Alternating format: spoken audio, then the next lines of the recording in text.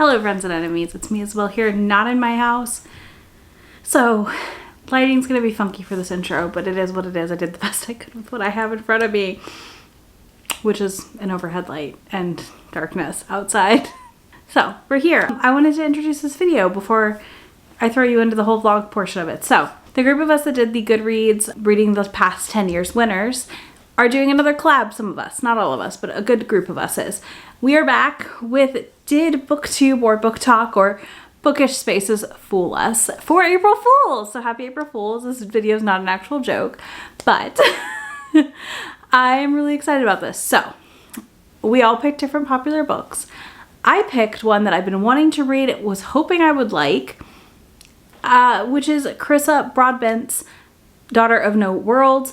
I'm a reformed Maas girly, as we'll call it. I'm definitely not like a, look, I'm not gonna like promote her on my channel. I'm not gonna like, you know what I mean? Like, I'm just like, that's not my whole personality. I've read better books, but I enjoy their digestibility of fantasy romance that they provide. So I'm looking for something to fill that gap. And that's why I picked Daughter of No Worlds to try.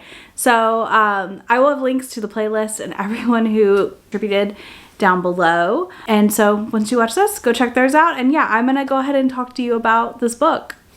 Okay, so I'm officially 20% into Daughter of No Worlds. And my goal is to update every like 15 to 20%.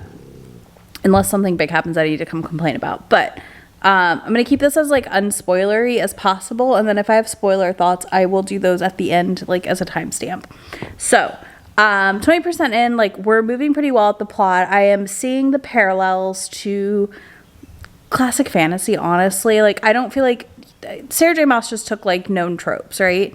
And wrote them in a pretty accessible way, which other fantasy authors have done. She's not new at this. And I'm seeing that with Carissa as well. And I'm really enjoying our heroine. Oh my God, what is her name though? Tiziana? So she tries to buy her freedom and escape, and it doesn't go well, of course, unsurprising, and then ends up on the run and then finds herself at the doorstep of, what is it called? The Orders.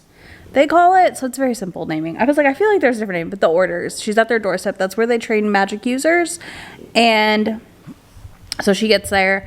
They help her heal and get better, and then they kind of drop her off on this guy, Tarius, who is just the Ronin equivalent from Throne of Glass, kind of. Very grumpy, doesn't really want to train her, but he has obligations too, so he's kind of doing it. We just had a lot of montaging of her like trying to teach herself things and him being like, that's not on the test that you're gonna have to take. That's not on the test you're gonna have to take. I'm not gonna help you. So it's obvious like his faith is lost in the orders and in society, and she's wants to learn because she wants to save her friends and people that she loves and cares about. But he's like, no. Just constantly like, no. So yeah, at 20%, I'm intrigued. I'm excited to keep reading. I'm definitely enjoying the book more than I expected to right now. I don't think it's by any means going to be like a book that's super sexy or anything. It's book one in the series. I imagine it's going to take a while to get there, you know, which is fine. Otherwise, I'm just honestly gonna keep listening, and I'm probably gonna go run errands, so we'll do that and stare at the rain because it's just like coming down. So I may do errands later, I'm not sure yet, but yeah, that's where I'm at right now in the book. I will be back in a little bit when I have more thoughts. Like they're about to start the training, so something should happen interesting soon, I think, but I don't know, we'll see. I don't think this is, I mean, like, depending on how it ends, it could be a favorite for me, but I think this is going to end up being, like, a decent fantasy romance series, depending on how it ends, because it's 3 books, so there's that. But I can see the parallels, I can see the comparisons, which has me, like, you know, at the very least intrigued.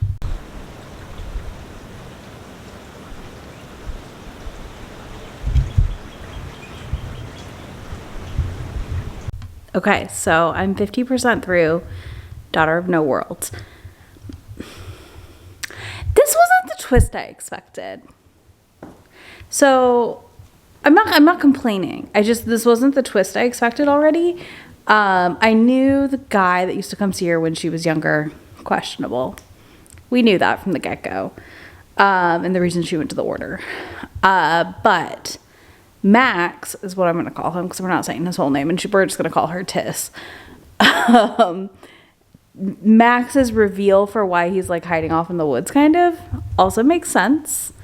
And then the reveal about what she's doing to save her friends and all this stuff makes sense. Like I'm enjoying this because though she's not like super familiar with this country or place she's in, she's doing a lot of things smartly, and I'm curious to see how that's going to play out.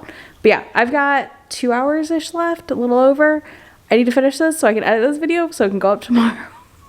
So I'm going to do that. I'm going to go back to listening, and I'll come back in like 20-25%. I think I'm going to go take a bath and do that as well. I think I'm going to take a bath and just keep listening while I soak.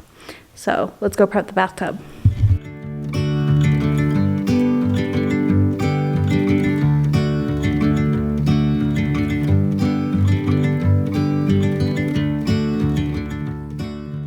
Hello, I am 77% through the book. I want to give you an update, but I do have 1 dog and 2 dogs. I did have a third, but she just left me. There is like a really bad storm headed here in the middle of the night. I'm a little nervous because it's also hitting back home. So that's fun. But anyways, I am 77% through the book, and I am really enjoying this. I honestly will probably finish the series this week. And I'm excited because the other book in the series, like not the series, her other series gets an audiobook this month. And I'll probably read it this month. I'm honestly really enjoying the writing here. It does have the kind of Not Like Other Girls-ness to it, but it's not the same as like a Sarah J Maas Not Like Other Girls. To me, this one feels more of a like she's been transplanted to a new place and she's not as familiar with that place. And of course she like takes on this special power and then gets gifted a sword, which is the book title. I love that when that happens. I think it's so fun. But yeah, I'm left very intrigued. Like, I feel like there's enough romance intrigue, political intrigue still happening that I'm like, I want to read the next book sooner than later. So probably in April. We'll see how I do. But yeah, I'm still surprised. Like, I honestly was like, oh, I'm probably going to DNF this. But like, no, I'm having a blast just reading this and not really doing much else. So that's what I'm gonna keep doing. I'll be back when I finish the book or if I have a moment. So I just finished Daughter of No World. Part 1 of the Blood Pact is done.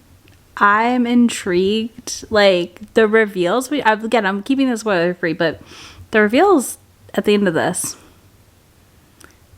curious. I already have the next 2 books checked out from the library because they were just available, and I was like, well, if I do like it, I'll want them. So I think after I finish another book that I'm reading, I'm gonna be right back in this world in my weekly vlogs.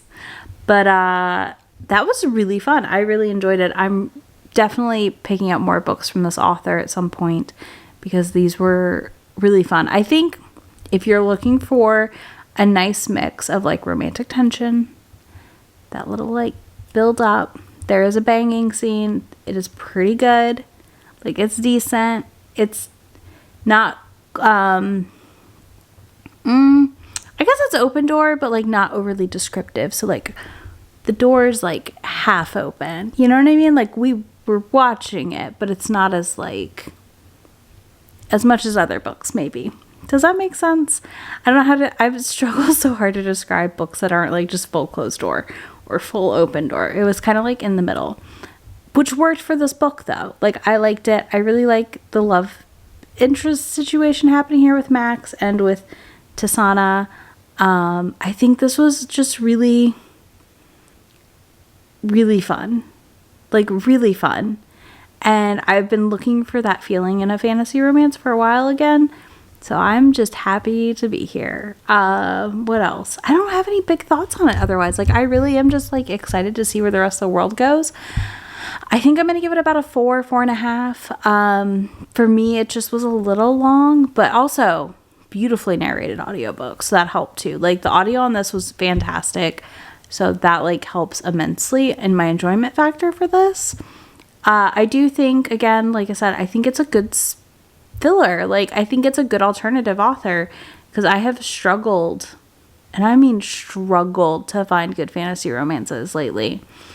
And ones that just like aren't SJM copy and paste.